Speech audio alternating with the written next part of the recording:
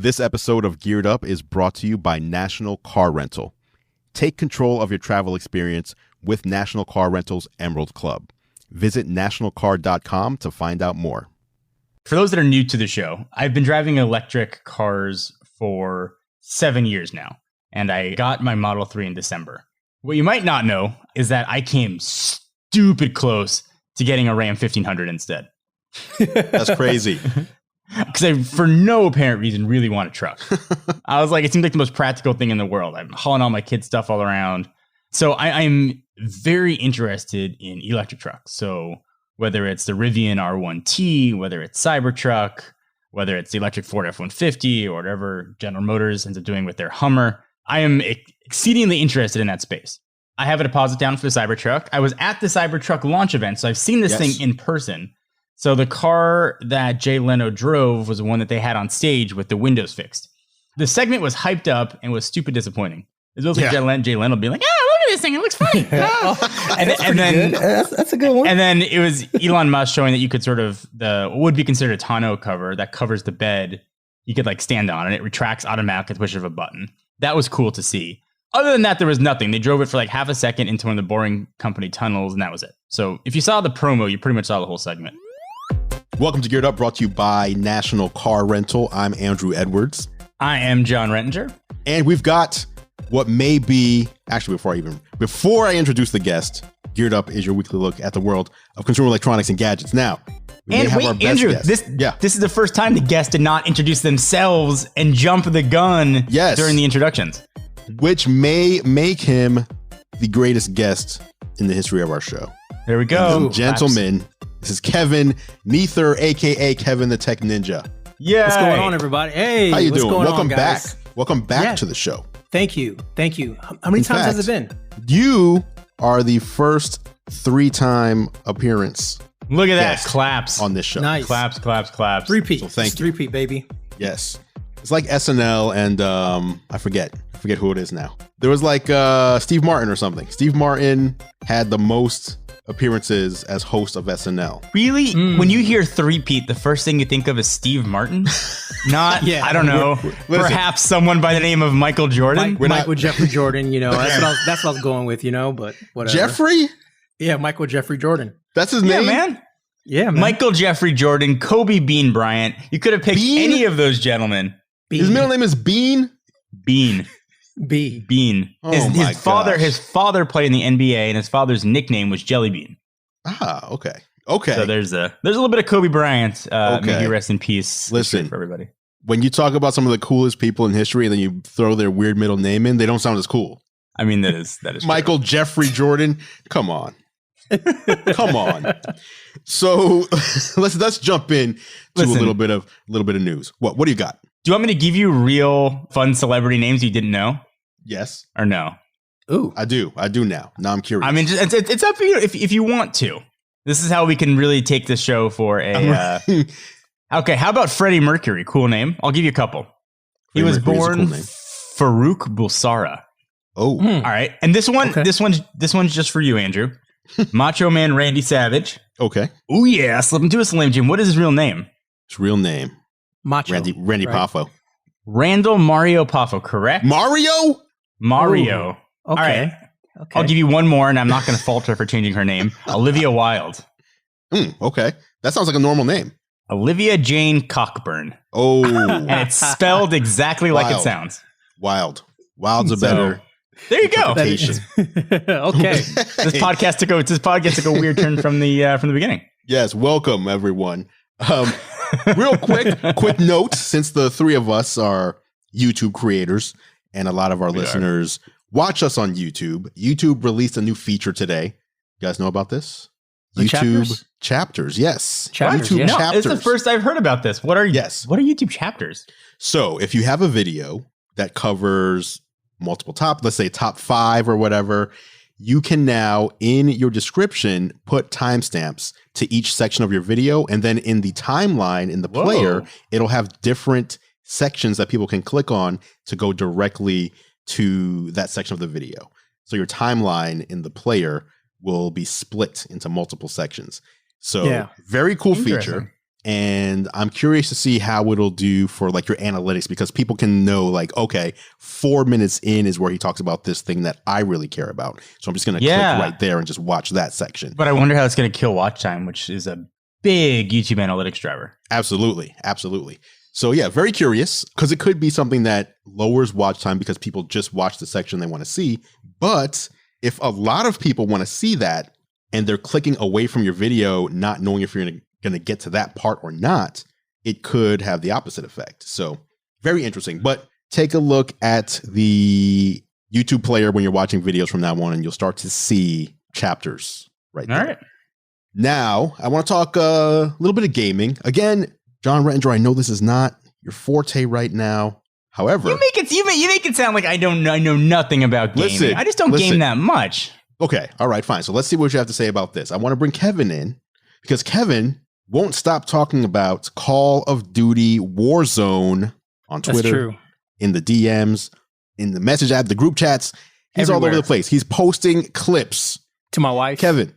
So let's talk about Call of Duty Warzone for a second, because I saw on Twitter the other day you said this is the first time you've been addicted to a game in years.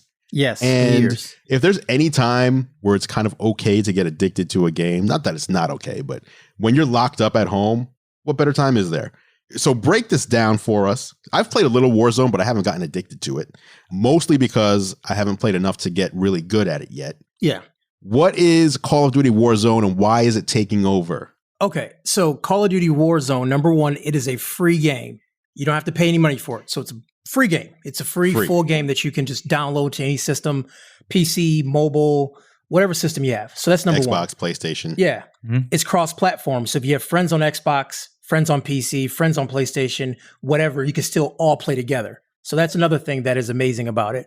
So beyond that, it's just a great shooter game. It has that classic battle royale format where everyone jumps out of a plane and you get loot and everything like that. And you kill, and the person that stays alive the longest wins. But it's done by a game company that makes great shooters. So it's a fantastic shooting game with an easy format, a free format, and you can play with anyone. So right there, that's like an elixir for fun. And then you play with all of your good friends and you have communication. I mean, the game, it scales up. So when you're new to the game, it puts you in with other new people. When you start getting good, the game starts to scale to be a little bit harder. You're playing against real people too. So for me is that I found a good crew of people to play with every day. And then you start getting communication, all these things, and you start winning. And yeah, it's easy to sink 3 or 4 hours into that game a day if you don't stop yourself. Really easy to. Wow. Now, so the way you described it, it sounds like it's basically Fortnite, but in the Call of Duty world. Would that be an accurate? Okay. Yeah. Just as good as a Call of Duty game? Like if you were playing multiplayer Call of Duty that you would pay $60 for versus downloading this free game, you're getting a similar experience? Yeah. So I actually bought the full version of the game, the multiplayer version of the game as well, because the Warzone feature is free. And then they have like the side game, which was multiplayer that didn't have the Warzone feature, if you will. Okay. And I bought that just to level up my guns for Warzone. That's so much I like Warzone. Wow. So yeah, I mean, it's a full-fledged shooter and I enjoy the Warzone portion better than the multiplayer. I don't even play the multiplayer that much. It's really strictly Warzone for me. Okay. Now let me ask Mr. John Rettinger, who before at the start of this conversation said, hey, don't disclude me. Don't make it like I don't play. John, what do you think? How have you been enjoying Call of Duty? Warzone is cool. It's kind of like the Battle Royale style game. You jump out of an airplane, you get loot. And then you go. I think my real question, I think what it's missing are dance moves. The dance moves I find lacking when I, get a headshot. Yes. So it really hasn't been necessarily the game for me. But so you're more I of a can Fortnite appreciate guy. I can appreciate what it is. But if I can't floss in it, it's or it doesn't have a full Star Wars trailer inside of it, it's not really my jam. I forgot about that. Well done. Why are they putting concerts and trailers in Fortnite, by the way? Because we can't all get together in IRL, man. We got to gather in video games. But I mean, major corporations are doing, they are teaming up with Fortnite. Yeah. And so is it that everyone gets into a Fortnite game and instead of shooting each other, they just stand around and watch a concert? Yeah, the Travis Scott concert was actually really cool. It was actually I loaded up Fortnite just to watch it. And it was really cool. Like, it's just special effects and all these things flying around, and you can hop in the concert and do all this stuff. I mean, it's a special game mode you go into, and it's a special event, so you know about there's it. No guns. There's no guns. Yeah, there's no guns. You're not shooting people while Trevor Scott is dancing in the background. Yeah. So I'm going to make a segue right here. Could you watch the concert in Fortnite in VR? Is Fortnite available in VR? Or is it only you watch it on a screen? As far as I know, Fortnite is not available in VR. Yeah, that's what I figured. That's my same assumption as well. Okay, so what is available in VR though is Pro Putt by TopGolf. Now, I was playing this game today. I contacted Kevin because Kevin, for those who are listening, in VR, Kevin loves golf. When I first met him, he never talked about golf, and then something happened, and then he wouldn't stop ever talking about golf. I started playing it. We'll be talking to like executives at like product reveals, and instead of wanting to talk about their products, he's like, "Hey, how's your golf game going?" You're like, "Kevin, it works. They just released a new TV. Can we ask them about the TV?" No. So no. How's that 9-iron working for you? So they came out with this game, and I knew as soon as I saw it, I needed to tell Kevin about it. And of course, when I tell him, he's like, "No, I've been following the development of this game for months. I already know everything about it." But it's this cool game. You play it on the Oculus Quest. I assume it's available for other VR. We have very different definitions of cool, by the way. Hey, listen, very different definitions. No, cool. Listen. Do you have an Oculus Quest? Yeah, we all did the same battery. Okay, right. Last year. So you grab your Oculus Quest, charge it up in case you haven't used it in a while. Download Pro Putt by TopGolf. You are transported to a golf course where the only thing you're doing is putting, using your putter. And the physics are just incredible. Like, it's as if you're hitting, it's not arcade style. It feels very accurate. The way they've designed moving around and making sure you can get around the course without feeling like dizzy or nauseous like you might get when using VR. Everything is very well thought out. Obviously, TopGolf is a big name in casual golfing. True. Kevin, you said you've been following this game. So I played it today for about an hour. I thought when I first booted it up, like, okay, it'll be fine. No big deal. But as I was playing, like, I didn't want to stop. It was really fun. And the cool thing is you can be in VR and you can play multiplayer. So you can be on the green with your friends. You can watch them hit the ball and everything. Like, that, to me, especially in our current time where we're all separated, that's awesome. Like, it's something that VR can do that even something like Warzone, where you're just playing with a headset and hearing each other's voices, being able to kind of visualize hanging out with your friends and just playing a cool game in VR is fun. Yeah, totally agree. I actually play multiplayer VR table tennis with a friend who I actually play real table tennis with. And it is very funny because, like, his shots, like the way he spins the ball is accurate to the game. So it honestly feels like I'm still playing him. All of his shots, like, I know what he's going to do next. I know where he's going to hit the ball towards, just because it does feel like real table tennis. And seeing his reaction when when he scores, he celebrates, or you slam on him and he's like upset, like, you really see it. And I mean, it doesn't replace being there in person, but you kind of get that feeling that you're right there, and you do feel a lot closer to that person when you're playing VR versus just playing over a headset. It is totally a real thing. I agree with you. Now, John started almost laughing when you said you were playing table tennis. I want to know what's going through his mind right now. So the first thing I want to know, and to everybody who's listening to this podcast in a car or at home, just answer out loud. What looks more ridiculous to you? Watching somebody take a selfie or watching somebody play VR? A table tennis VR at that. And, we can talk about some results, virtual results next week. Now, here's the problem. John, you care too much about what other people think. I don't care what people think about how I look. I'm having a good time. I'm golfing. I'm wearing my gold shoes in my house. I don't care. Okay. And I'm rocking my Yeezy slides in my house. You're in the house. You're in the house. You're not outside. You're not. A selfie is like you're out somewhere in public. You hold a big selfie stick. You extend the thing out. I mean, come on now. That's more ridiculous. Listen, I gotta tell you, you guys impressed me. I didn't expect you to use your VR for golf. I expected more POV adventures from you guys. So good for you. Good for you.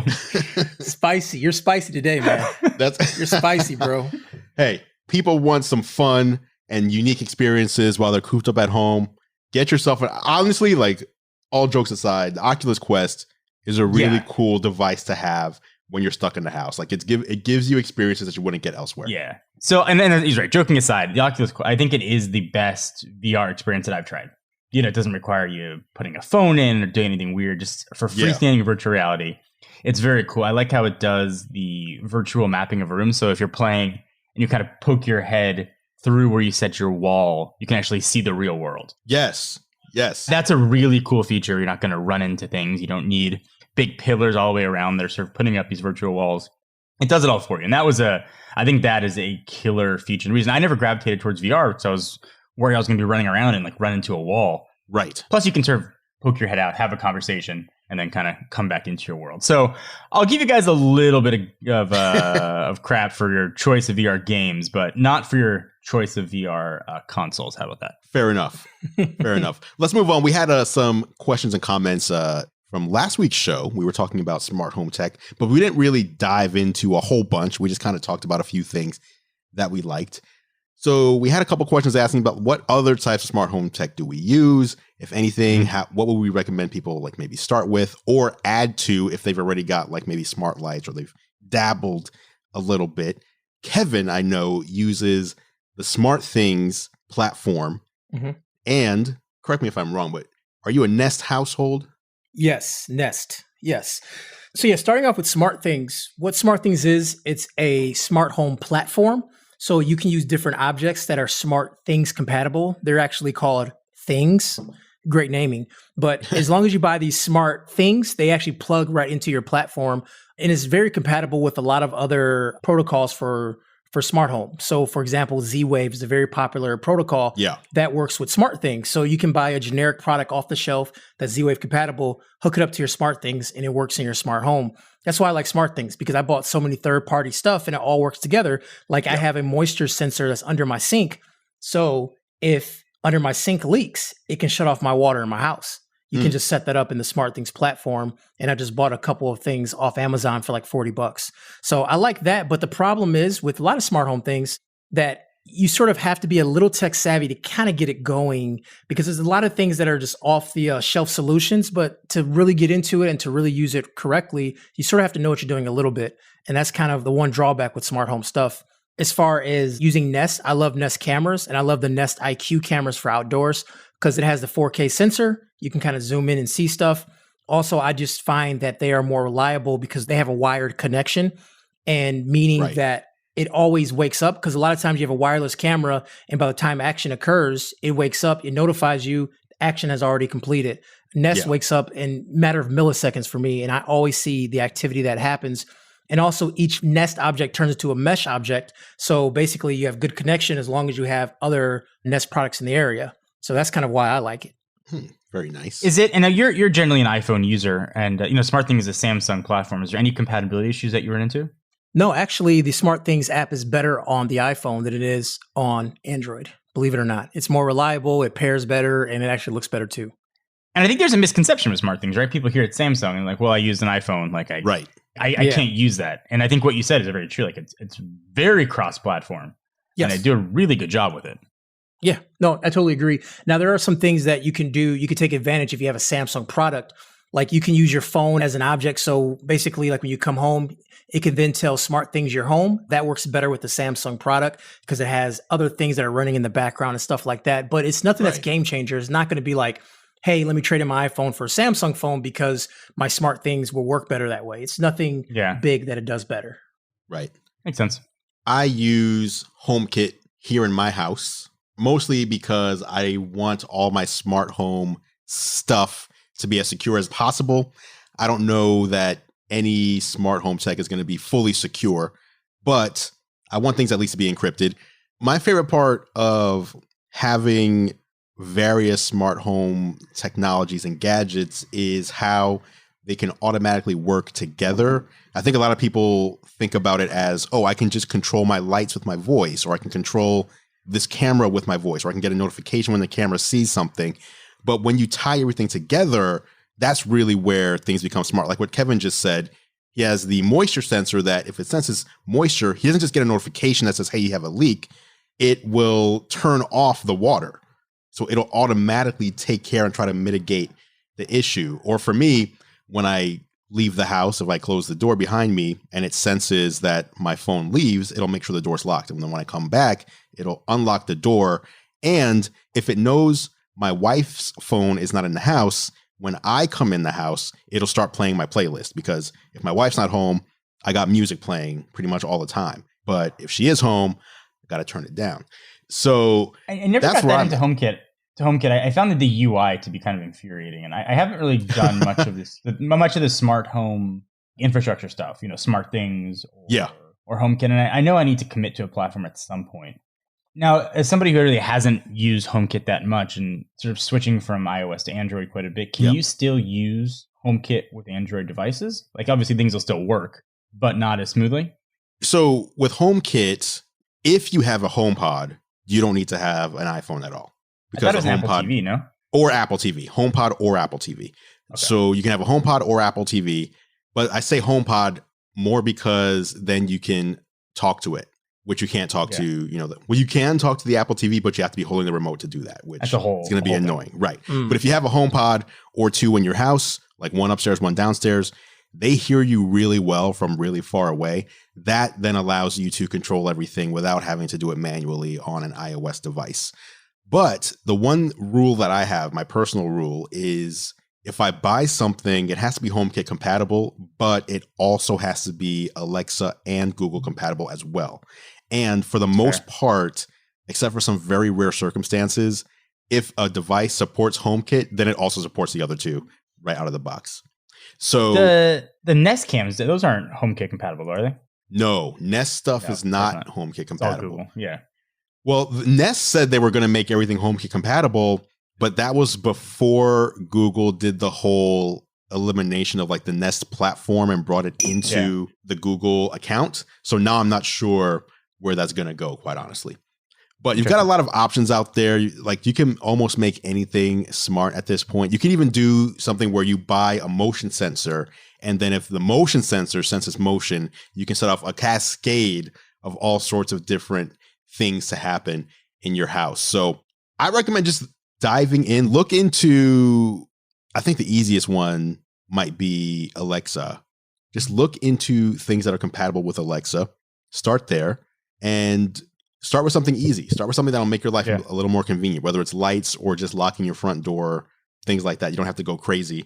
But I don't really have any reason not to start, kind of transitioning your home into smart devices. What do you think?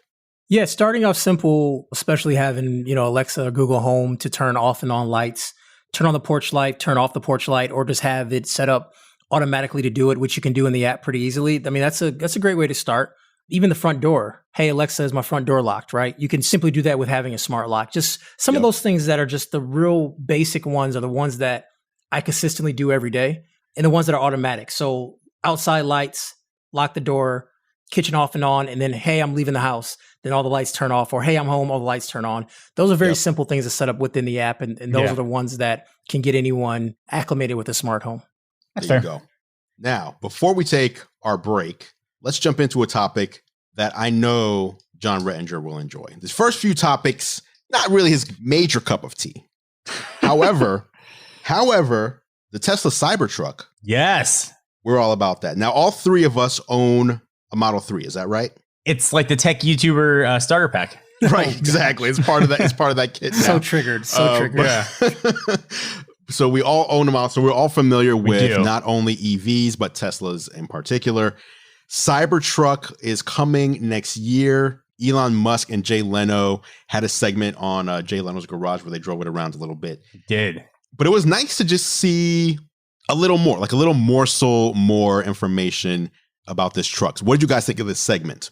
So I'll jump in here. For those that are new to the show, I've been driving electric cars for 7 years now, and I got my Model 3 in December. What you might not know is that I came stupid close to getting a Ram 1500 instead. That's crazy. Because I, for no apparent reason, really want a truck. I was like, it seemed like the most practical thing in the world. I'm hauling all my kids' stuff all around. So I'm very interested in electric trucks. So whether it's the Rivian R1T, whether it's Cybertruck, whether it's the electric Ford F-150 or whatever General Motors ends up doing with their Hummer. I am exceedingly interested in that space. I have a deposit down for the Cybertruck. I was at the Cybertruck launch event, so I've seen this thing in person. So the car that Jay Leno drove was the one that they had on stage with the windows fixed. The segment was hyped up and was stupid disappointing. It was like Jay Leno being like, look at this thing, it looks funny. and then that's a good one. And then it was Elon Musk showing that you could sort of, what would be considered a tonneau cover that covers the bed. You could like stand on it. It retracts automatically at the push of a button. That was cool to see. Other than that, there was nothing. They drove it for like half a second into one of the Boring Company tunnels, and that was it. So if you saw the promo, you pretty much saw the whole segment.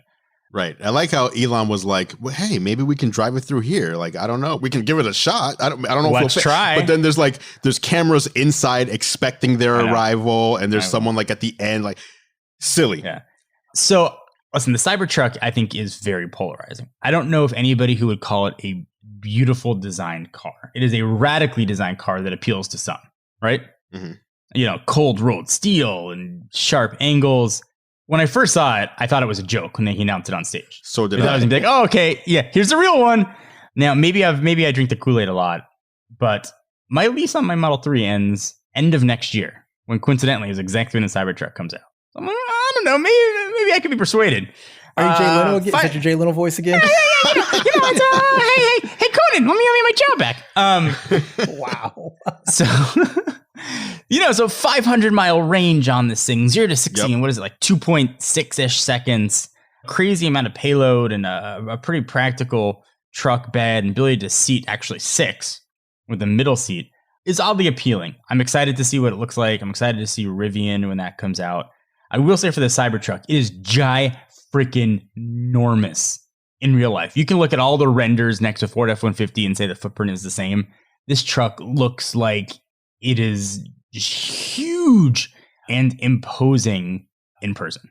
So when they say it has a similar footprint, you're saying what exactly? Because it's hard for me to picture because I wasn't at the event. Yeah, I mean, because it doesn't look like anything. Like width and lengthwise, I think it's relatively similar to an F-150, but like how your eyes look at it, things sometimes look bigger than they actually are in person because of the angles and like how it's weird jarring. it looks.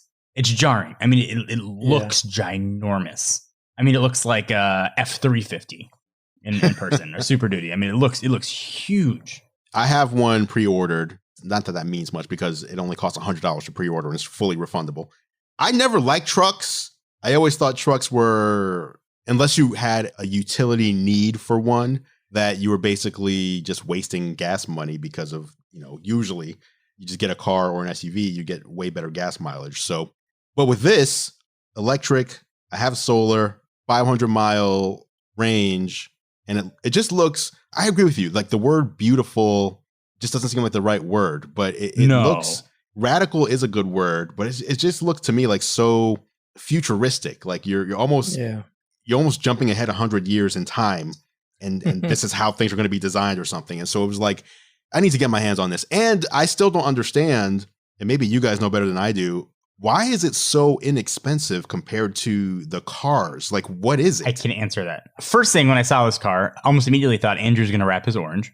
Like you just, that was the very first thought. Also, just real quick about trucks. For the first time in the US in April, there were more pickup trucks sold than passenger cars.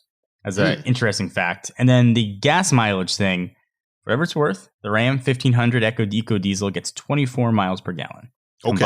Okay. I mean, so much better than a lot of sedans. Yes. So the reason that this is so cheap, there isn't any body stamping. That's a real big one. The reason the angles are so jarring is Tesla had to make machines to actually bend the steel. It's cold rolled steel. So there's no stamping of panels or any of that. It's like, here's a bunch of steel. We're going to make slight bends, and there's our chassis, and we'll weld it together. Okay. That's why the costs are so low. And that's why Tesla is pretty optimistic, even with factory shutdowns and not having a place to build this yet. They could build this by end of next year because the assembly line is so much shorter and involves so much less parts. The complex stuff, the motors and the batteries, they have that, right? Right. Yeah, definitely. So first, that's why the car looks the way it looks. That's also why it's so cheap. It's like a kind of weird analogy. It's like a cockroach. It's got its bones on the outside. It's the shells on the outside. And that's really the big reason why the car is So it's inexpensive. Did not Makes know sense. I mean, it's cheaper or around the same price as an entry level Model 3 that. Yeah. for this Yeah. truck. I mean, that's Shocking. incredible. That's crazy. Yeah, dude. Yeah. Very surprising. So Cybertruck next year. Kevin, where are you at with the Cybertruck? Where are you at with your car in general? So yeah, I mean, I love my Model 3. It's just too small for me. I'm just so used to such a bigger vehicle. My previous car was so big, and my car before that was a lot bigger too. And, I was holding out for the Model Y before, but it was to the point where my current car was just starting to fall apart. It was 12 years old. It was falling apart. I was like, you know what? I just kind of want to get something now. And then Andrew basically talked me into it in New York. He made me do a test drive, and he basically took my credit card from me and made me do it. I started coughing. After I ordered the car, I started having a coughing attack because I haven't put that much money down on anything, even my house. So yeah, it was definitely interesting. So I mean, no, look, I love my car. Like my next car is going to be electric, most likely going to be a Tesla. But I think for me, a better choice is like a Model X. If they ever refresh it and like make a new one with the upgraded hardware and things like that, that'll probably be the car I'll be looking at more so than a Tesla truck. Now, a Tesla truck, it just has this appeal to it. But for me, it can't be my only car because I just kind of feel like taking it everywhere just kind of like over the top douchebaggery. You know what I mean? Like I'll just feel weird like going to a funeral in a Cybertruck. It feels like I'm not taking it seriously. I don't know what's the weirdest thing, or like taking it to teacher conference and my kid's been acting up in school and they look at the truck like, oh, I wonder why your kid's been acting up in school. Look what you drive, you clown. Like I feel like that's what Andrew likes about the truck. Yeah, it is. Pretty much. I mean, people just know when you're coming, like, okay, we know who that is. Yeah, I don't want that. And I can't put the thing in my garage either. So they're going to be everywhere. Yeah. And I was in the same boat. I would have gone for a Y if it had come out and they'd offered leases on it, but my lease was like up. So I had to get a new car. Yeah. It's just small. I mean, I'm 6'2". I just don't like the whole, it's just, I don't know. Once you throw a car seat in there, it gets small fast. And then the trunk space is pretty big, but try to throw some golf clubs in there. It's just not for me. I'm more of an SUV guy. Are you going to keep it? Yeah, I'll keep it until another car comes out that I want. So, I mean, if the X gets refreshed, sure, maybe so. But I don't know. I mean, I do enjoy it. I have a lot of fun driving it, but it's just not practical for as much stuff as I like to lug around, and then just getting my family in the car, getting my family in and out of the car. So no, that's fair. And the S and the X earlier this week got a $5,000 price drop. Yep. I know. Ooh. So more appealing now, but I was also waiting for the S or the X to get the redesign, and when they didn't, I just pulled the trigger on the 3. Yeah. Because all the new hardware coming out and all the cool stuff the 3 has, I feel like it's sort of a technology downgrade if I were to get an X. Yeah. Pay more money for a tech downgrade. So Agreed. I just don't want to do that. Makes sense. I agree with you. So we're like 6 months into co-hosting the show together, and this is the first time I've ever been able to do this. After the break, we are going to come back with some sort of work from home discussions. We all are content creators making content, how it's changed, good and bad, working from home. Big thank you to National Car Rental for sponsoring this week's episode of Geared Up. Business travel is all about staying one step ahead of the game. When your travel plans change, the National Car Rental mobile app lets you extend your rental in seconds. Simply log in with your Emerald Club number and choose a new return date. Available free in the App Store and Google Play. Go national, go like a pro. Subject to availability and other restrictions. Welcome back to Geared Up, brought to you by National Car Rental. I'm Andrew Edwards, and it is now time for the National Car Rental story of the week. As you know, Geared Up is sponsored by National Car Rental. And if you don't know, I also do a show with National Car Rental on YouTube called Technically Speaking, where I bring you the latest, my picks for the best tech for business travel. Whether you're business traveling or even whether you're going for leisure travel, there's a lot of tech out there that can make your travel more efficient or even more fun. You can check these episodes out at the nationalcar.com control center or go to youtube.com/nationalcarrent. The latest tech puts you in the driver's seat. National Car Rental's Emerald Club will keep you there. Once again, big shout out to National Car Rental for sponsoring Geared Up. All right, guys, we've all been working from home, as has a lot of the country, due to being quarantined, sheltered in place, isolated, whatever term you want to use. That's what we've been doing. So as content creators, especially the 3 of us, we're usually on the go. We're on the go, not just for locally to record videos and whatnot, but also flying around the country to different events to see things, get our hands on things, to bring the news to our viewers and followers. And we haven't had that. We haven't had that for a couple months. So let's talk about some of the changes that we've experienced in our jobs, at least in our worlds. Yes. So I can jump in. I have 3 kids, which ordinarily are at school. And It's been fine working from home. I was about to sign a lease on a new studio space like a week before the world ended. So as a dad, it's been crazy hard to find time. I have to coordinate with my wife to get the kids out for a walk when I can finally film myself. And I hadn't filmed myself in about 6 years. Okay. So trying to get used to filming myself again and then find a space. It's been a very weird time for work and for content creation. You know, and it's been a weird time for the revenue side too, right? Like we're content creators. This is how we feed our families. Yeah. And nobody else has to disclose this, but my March was the worst month I've ever had in the history of any of my businesses. And it was horrible. It was really? Almost zero as far as new deals that came in. Yeah. In March. Whereas April was the best month that I've ever had in the history of my business by pretty much a factor of 2. Wow. So it balanced out. It balanced out. It balanced out, certainly, but what's the new average, right? Like, right. Famine or like an insane amount of fees. I'm like, now my inventory sold out for almost 6 weeks. Right. So it's a very strange world. We're used to going to events. We're used to seeing each other. We're used to going to these things, and now none of them are happening. You know, we didn't have Mobile World Congress. It's probably unlikely we have CES, South by Southwest. You know, all those kind of staples aren't part of our industry anymore. WWDC is going, digital only. It's a very strange time right now. And it's been hard for content creators, I think, to adapt, at least initially. And it was for me. Yeah, I kind of agree with that. Luckily, I haven't had that. March wasn't my worst of all time, but it's down. But I've also been finding that I need to think of new ways to increase revenue that I didn't have to think about before. So let's just say, January, February, et cetera, before things started changing, typically companies would come to me and say, hey, here's something that we're proposing to you. Do you want to work together? Here's the sponsorship terms. And I didn't have to really go looking for anything because they would come to me. And now I'm finding that I need to be more creative in either approaching companies that would align with an idea that I already have and trying to pitch them, or finding new avenues to generate revenue that I wasn't using before. Yeah, for me, it's just been a good time for me to kind of slow down because I was starting to feel the burnout.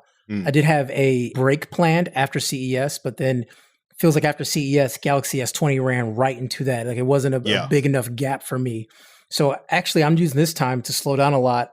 Thankfully, I'm in a position where I don't have to go out and like try to gain new money or anything like that. Like I'm kind of comfortable where I'm at the moment. So I sort of slowed down a little bit, some self-care, take care of myself, do things I didn't normally do, updated my website, got that thing going, just a lot of background housekeeping stuff for me.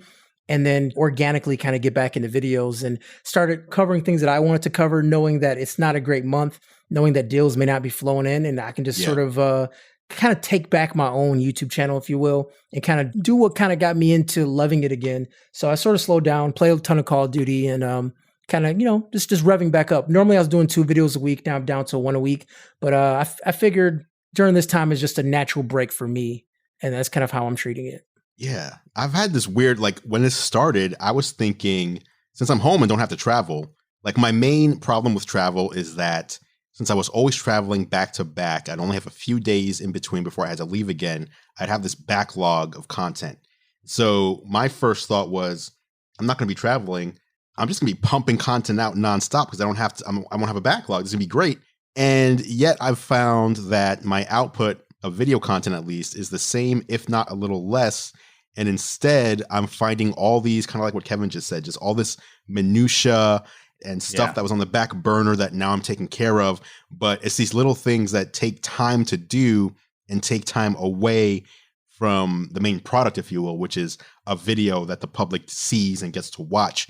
So yeah, my output that I thought was going to be drastically increased, maybe even double, is actually the same, if not just a tiny bit less. What about you, John? You seem to have like a schedule down, at least prior. Have you kind of kept up your schedule? Yeah, and I don't know if I'm different, but I have 3 people on payroll, excluding myself. So for me, it was important that the revenue came in so I keep everybody employed. Yep. That was really my driving factor, was to not have to furlough or reduce salary and to keep everybody paid. So we did that in March, even though it was really bad. I kind of forewent to salary for myself, kept everybody paid, and things turned around obviously in April for us. But it was hard. In order for me to sort of maintain the revenue I need to keep everybody going, we had to keep our schedule down. So we have kept pretty consistently 2 videos per week. Okay. And that's sort of lets us get through our backflow. In fact, I had actually hired somebody part-time to come in and help us with editing because we had too many videos that we had done. So it's been very interesting to see the feast or famine. And really what we learned in March was how to redo our outreach, how to redo the sponsor stuff. Because like you, I was relying on people coming to me. Right. And then when that didn't happen, we sort of pivoted very quickly and was very surprised with the results. This is probably maybe too much behind the scenes for folks, but this is our job, right? Of course. Views pay the bills and listens pay the bills. So this is a very kind of real discussion, that was having in March. I was thinking, well, maybe I need to sell some equity in my company to make sure I have capital on hand to sustain a long downturn, keep everybody employed. And I kind of went through the gamut of things I was willing to try and do. So it was a rough March. I'm really happy to see things turn around in April and May. Wow. Wait, to be clear. So March was the down month. March was the down month. April was my highest month I've ever had by 2. Okay. And May has been a really, really good, not the highest month ever, but like a top 5, like a really good, good month. That's good. I actually misheard. I thought you said April was high and then May was almost non-existent. And I was getting worried for you. Okay. Oh, no. Sorry. I apologize if maybe I misspoke. It was the opposite. March was bad. And then we sort of turned it in April. We sort of had to figure out what we were going to do. That's awesome.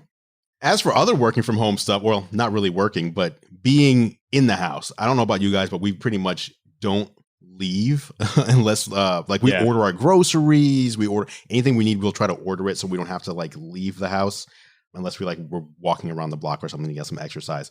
But in the house exercise, Kevin has been killing it. We're Apple Watch friends. Hey, actually, John Ranger, why aren't we Apple Watch friends? Listen, I'm going back to Apple. I'll be wearing my Apple Watch. Why aren't we friends? Yeah, we need to be Apple Watch friends because Kevin will be killing it. And I must say, so I have a Peloton bike, which I think was part of why Kevin bought one, but then he got one and just started killing it. He rode his Peloton bike in the first 2 weeks more than I did in the first 4 months of ownership. Ever. Yeah. And not ever, but I must say it's cool having someone like Kevin and his activity on my wrist because it will remind me, even if I don't get on the Peloton, I will still see his rings closing. I'll be I need to do something. I need to at least close my rings today because look what this dude's doing. So shout out to Kevin. Thank you. For the friendly competition. I do recommend, even if I'm not on it as much as you are, I must say, if I just had a regular exercise bike, I wouldn't ever want to use it. And the way Peloton uses technology, where you can see your leaderboard, you can see you and your friends, and you have almost you have a high quality touch screen attached to your bike. It is alluring if you're someone who, I imagine if you listen to this show, is someone who loves tech and consumer electronics. Yeah, it actually sounds like you've used your bike before, which I'm very surprised. I'm surprised you can explain what's on the bike. Get out of here. No, so so I mean, what I like about it, I'm a very competitive person. I'm just competitive by nature. I have 2 brothers and I'm the youngest. So I've always been fighting and been scrappy my whole life. Mm-hmm. So it's just knowing that I'm always chasing something, whether I'm chasing a personal leaderboard or I'm chasing my personal record, right? It has that. I have metrics and all those things and stuff like that gets me excited. And also what people don't know or people don't talk about is just the high quality instructors. I mean, each instructor brings their own flavor to the ride and you can find an instructor you relate to. They have people from all walks of life, from everything. And who's yours? Who's your favorite? Just throw your favorite one. Alex Toussaint. Alex is the guy, when you see the Peloton commercials and even on Saturday, Peloton is going to be on ESPN at noon. They have a half-hour show where they're going to do Peloton on ESPN. It's getting very big because a lot of professional athletes during the quarantine, they're on Peloton and they're sharing their personal usernames, and you can follow them and see their crazy output. Like, wow, like these people are like Roy McIlroy. He's like a beast on the Peloton. He's like always top 1% in any class he's in. Oh my God. I mean, these are the top 1% of athletes in the world. Yeah. And then, you know, people look at a golfer and you don't think that they're going to be killing it. But at the same time, you don't have to be an athlete to play golf, but athletes play golf too, though. I mean, to make it to that next level, I mean, Tiger Woods was in amazing shape. He trained with Navy SEALs, right? So like, these are certain things that if you are athletic, you can do this better than some people. So that's just what it is. So yeah, I mean, I love my bike. I'm up to 70 rides now. So yeah, I'm very pumped about it. I love it. I ride probably 5 times a week. Man, so yeah, you're on it, bro. I'm on it every day. Yeah, I'm on it, man. Nice work. Thanks, man. So Peloton obviously they have the bike. They also have a treadmill, which you can walk and run on. And I hear a rumor, and I don't know if this is true, that they're working on a rowing machine. Row machine, yeah. That's the rumor.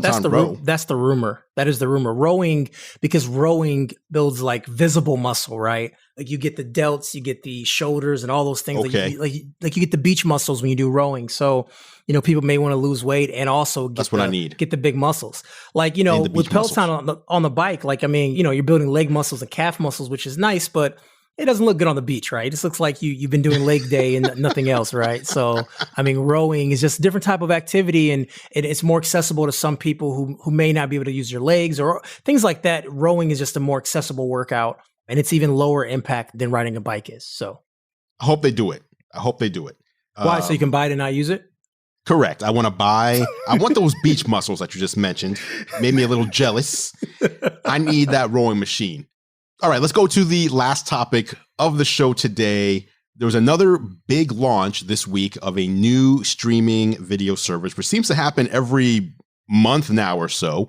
This time it's HBO launching HBO Max, which is HBO content plus the Warner Media library content. So things like Friends, all in one network for $15, which is the same price as the still available HBO Now, which only gives you HBO content, again, for the same price as all the HBO content plus everything else. It's a very confusing launch. Have you guys given it a shot? Have you tried it? I did. Actually, I tried it last night. My HBO app, I saw it changed. That's what reminded me to open it up and give it a shot. I'd been wanting to watch some of the DC shows. I really wanted to watch Doom Patrol, but I didn't want to pay to DC Universe, whatever it was called. I just didn't want to pay for it. Right. So a lot of the DC shows are there. So I'm like, okay, well, I'm going to watch that. I don't think I'm ever really going to sit there and rewatch Friends. There's nothing in there that I have to have. Some of the movies that, that come on are on demand. But I am excited for next year, being a comic book guy, for the Snyder Cut. The hashtag release the Snyder Cut has worked. For those of you that don't know, when Justice League came out, it was a very bad film. Yes. And it was a very bad film for a few reasons. Chief among them, director Zack Snyder had a personal family tragedy, had to leave while production was allegedly pretty close to being complete. They brought in Joss Whedon, who certainly is a very nice resume on TV, but also directed the first 2 Avengers movies, and did a lot of weird stuff. And I think the most well-known is that opening scene with the weird no mustache on Superman. So people always wanted to see what Zack Snyder's vision of Justice League should have been. And this has been a movement that's going on for 2 years, and there's rumors that it existed and it didn't exist. And now, AT&T is saying they're going to put in, I think, $20 million of post-production to get the effects done. The original cast supposedly coming back to do some voiceover. They'll probably release it. They'd release it as a miniseries, like 4 or 5 episodes, because some of the effects obviously won't be fully done. But we're talking like new plot, new villains, new heroes. Wow. And this is really one of the first times that we've seen this big of a fan reaction. Obviously, we saw like Sonic get changed to look less horrifying, but a new movie being released is awesome. And I think the streaming platform is a perfect. I mean, what an amazing platform for that, right? That's actually incredible. I didn't know that entire story, but that's really cool that they're doing that, at least for that piece of content. I was actually a little disappointed. Like you mentioned DC Universe, right? Which is a separate streaming service, which has 4K HDR playback. Yet, if you watch similar content on HBO Max, you get 1080p. There's no 4K. There's no HDR. I don't know what these guys are doing, what they've done to HBO. HBO is a top class streaming service, top class content. And when you log into HBO Max, you feel like you're looking at something that is more geared towards like a teenager. Mm-hmm. Aqua Teen Hunger Force is front and center. But if you want to see things like The Sopranos or True Detective or Curb Your Enthusiasm, you have to like scroll down half the page before you get to that kind of stuff. It's all like, it's like having pop music when you're used to underground grunge. Okay, boomer. I'm just saying. Wow, nice analogy there. Come on, what are you doing? What are you doing, HBO? Why can't we get 4K? Why is it? Old man yells at cloud. I know. Andrew's he's such a quality snob, man. I swear. I want quality. And I want to be able to easily log in, by the way. So one of the things about HBO Max is if you subscribe through another service, like let's say through Amazon or through Apple, you're able to log in for free into HBO Max. However, they say log in with your, let's say, Apple ID. Well, when you go to log in with your Apple ID, it fails and tells you you're using the wrong username and password. You don't realize, and nothing instructs you that, if you want to log in with your Apple ID or your Amazon or whatever, you have to go into a different area of the app that is not clearly labeled and then link it in, and then you can log in. Like this. That's frustrating. It feels like a bungled launch that AT&T just wanted to get in the game and compete with everyone else. That wasn't really thought out too well, because there's still HBO Go, there's HBO Max, there's HBO Now for some people, but not for everybody. Dude, so I can't keep up. It's a mess. They're going like full Microsoft. There's going to be like HBO Home Edition, HBO Professional Edition, HBO S, which is only part of the features work. Yeah, exactly. You hit the nail on the head. And then they have their exclusives. And when any of these services launch, they have exclusives, and they have a handful of them. But HBO has like 3 exclusives, all of which are not that amazing. Dude, Looney Tunes, new Looney Tunes. They got Elmo's Late Night Show. Okay, sign me up. My son loves Elmo. Come on. My son loves Elmo. Your son will like it. Your son would like it. But for us, for the gentlemen and the ladies out there who are adults, come on, don't bury the great HBO content underneath Lizzie McGuire or whatever teen drama. They probably figure you're going to go to those things anyways if you want to see it, and they want to show you something new front and center, I'm guessing. Why is Friends front and center? That's not new. Oh, well, yeah, you're right. Look at Andrew here. No one wants to watch Friends. Pretty annoying that I got to go through and look for all those things. Man, anyway, let me not bore the world with all my ranting. That is the show this week. If you try HBO Max, let us know what you think. Do you agree with me, or am I being too hard on the service? Now I'm curious to see what people out there think. But Kevin, thank you so much for joining us. Let people know where they can find you. Yeah, you can find me on Pinterest, TikTok, Instagram, YouTube, Twitter, anywhere. I'm just at Ninja Speaks. Pinterest. I feel like I always make fun of you every time. Kevin, thank you for coming on, man. I always like getting a chance to talk and catch up. Yes. All right, guys. Thank you so much for having me. And that is it for this edition of Geared Up. Thank you so much for listening. Of course, you can catch John and I on YouTube.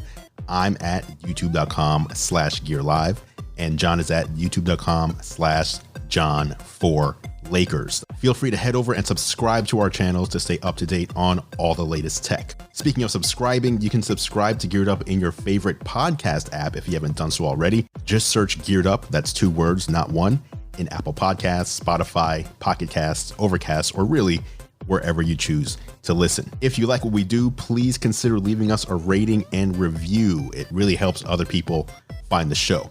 Geared Up is a Gear Live podcast, and you can see more from us at gearlive.com.